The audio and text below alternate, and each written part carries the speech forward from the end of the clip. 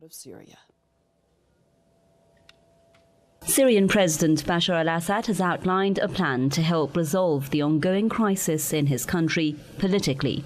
Regional countries and international countries will be committed to stopping financing and arming and harboring the armed groups. At the same time, the armed groups must stop all the terrorist acts. And after that, the military operations by the Syrian armed forces will stop. Number two, to find a mechanism that everybody will be committed. Number three, the current government will directly begin with comprehensive contacts with all of the members of Syrian society to hold a national dialogue conference whereby all of those parties who want a solution in Syria, all of them can participate, whether they be parties inside Syria or outside Syria. President Assad says the reconciliation conference will reach a national charter that reinforces Syria's sovereignty and territorial integrity, rejects interference in its domestic affairs, and abandons terror. The national charter will then be put to a popular referendum.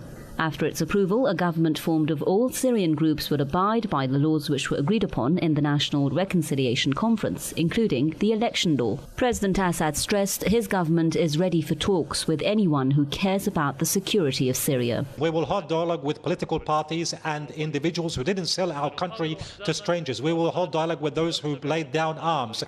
Assad says the current confrontation in Syria is not between the government and the opposition, but between Syria and its enemies. He said the government is fighting against those who want to weaken Syria and promised that it will continue to defend the nation against terrorists and their foreign backers. Damascus accuses the US and its allies Turkey, Qatar and Saudi Arabia of financing and arming the opposition. The Syrian National Coalition, which represents foreign-backed opposition groups, has rejected President Assad's call for national reconciliation. It says the plan is against international efforts to resolve the Syrian crisis. The opposition's Western backers have also rejected Assad's plan. The European Union insisted that the Syrian president must step down to allow for political transition.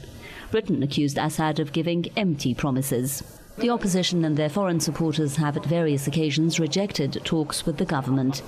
In fact, they're accused of working against international plans for a political solution, including the Geneva Agreement, and obstructing the work of UN and Arab League observer missions who are set to oversee the implementation of a peace plan. Some observers believe external players are trying to hinder political efforts to prepare the grounds for military intervention, and that, they say, is aimed at achieving a greater goal: Syrian regime change and ultimately partition.